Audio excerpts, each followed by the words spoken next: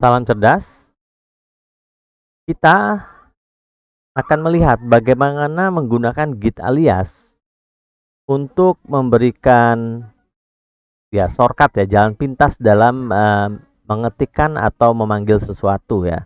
Baik itu sintaks ataupun eee sebuah komen. Nah, kita kembali ke directory ya, ke directory tempat kita kerja. Di sini kalian bisa jalankan git bash ya. Klik git bash, nanti dia akan tampil ya. Nah, kita bisa menggunakan ini untuk mempersingkat kegiatan yang kita lakukan. Nah, di sini saya misalnya akan buat singkatannya pada tingkat global. Ingat ya, di git config kita bisa atur git config. Oh ya, git alias ini merupakan bagian dari git config. Jadi dia memudahkan untuk kita membuat jalan pintas. Git config secara umum kita misalnya kalau mulai git config kita nyatakan dulu dia ada di tingkat apa, apakah sistem ya, apakah dia sistem, apakah dia global atau dia lokal. Nah, di sini kita misalnya mau lihat git misalnya git status ya, git user name ya, seperti itu ya, normal. Nah, bisa nggak kalau kita mau singkat ini? Nah, bisa sebetulnya ya. Caranya gimana? Caranya begini, kita kita bisa gunakan komen ini, kita singkat git kemudian config, kemudian kita lagi-lagi kita tetapkan dia ada di mana. Di sini saya setting global ya. Dan saya buat alias, secara umum kalau kalian bekerja di satu komputer, umumnya global yang pasti dipakai. Karena nggak terlalu banyak aturan, kecuali kalian bekerja di banyak project sekaligus, baru lokal bakal sering kalian gunakan. Ya, git config global alias.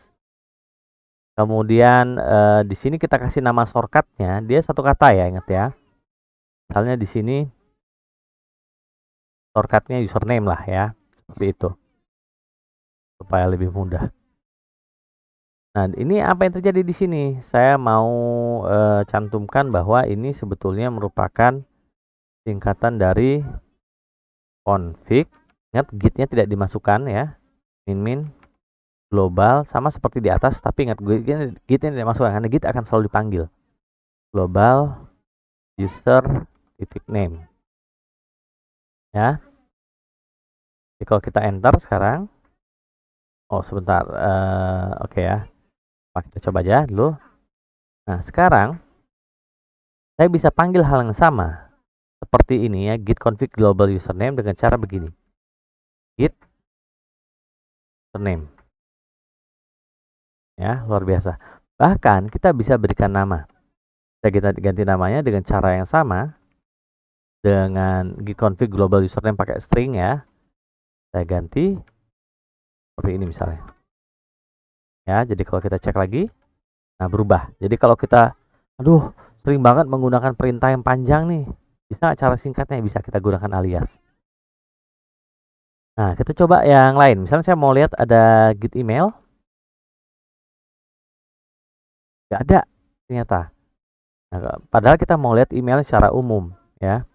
Ini bisa juga kita singkat ini. Git email karena nggak ada ya kita buat saja.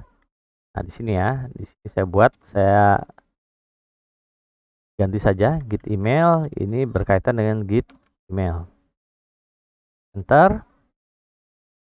Nah, sekarang kalau saya ketikkan git email, nah dia menjalankan perintah ini ya, global user email.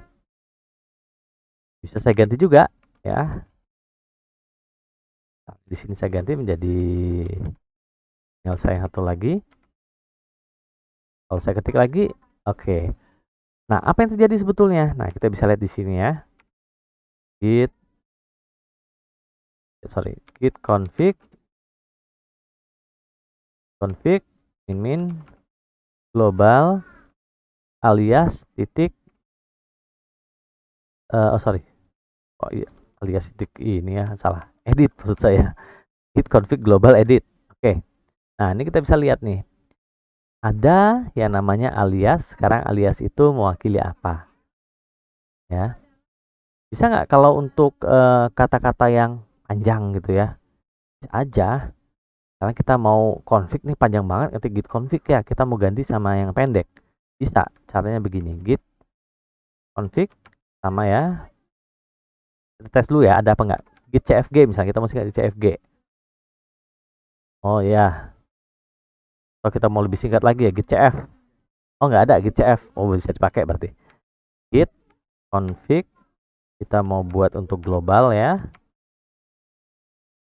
Kemudian di sini kita kasih alias cf. Untuk cf itu adalah config. Nah, karena dia hanya satu sintaks, kita tidak perlu berikan tanda petik ya. Enter. Kan kalau saya ketik git cf, nah jalan dia git config-nya ya. Kalau saya misalnya mau git cf, nah misalnya saya mau lihat yang global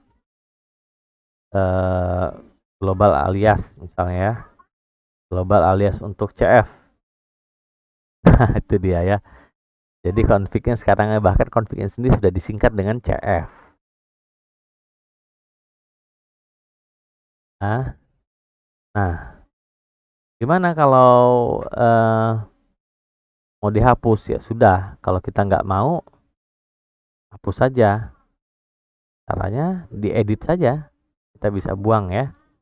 Oh saya nggak mau cf ini lagi lah, cf ini saya nggak mau singkatannya ini. Ya udah, kita bisa edit. Nah ini boleh dihapus kalau mau ya, kita bisa hapus. Nah saya mau hapusin cf-nya aja deh. Nah ya misalnya seperti itu, kita simpan, tutup. Oke dah. Sekarang kalau kita coba lagi git cf, sudah nggak ada lagi. Yang tadi bagaimana kalau yang username? Masih ada. Di email masih ada ya. Oke, demikian penggunaan git alias ya, untuk memudahkan kita menggunakan shortcut. Tapi kalau sudah menggunakan text editor ya, seperti Visual Studio Code, biasanya yang begini-begini nggak terlalu penting lagi, kecuali ada konfigurasi khusus yang kalian lakukan. Mungkin sekian. Terima kasih banyak. Berikutnya kita akan belajar bagaimana melakukan penyimpanan perubahan terhadap pekerjaan yang telah kita lakukan pada direktori ya. Nah ini adalah berikutnya adalah bagian yang akan mengambil porsi besar dalam pengerjaan proyek kita. Terima kasih, salam cerdas, silakan like dan subscribe jika Anda suka.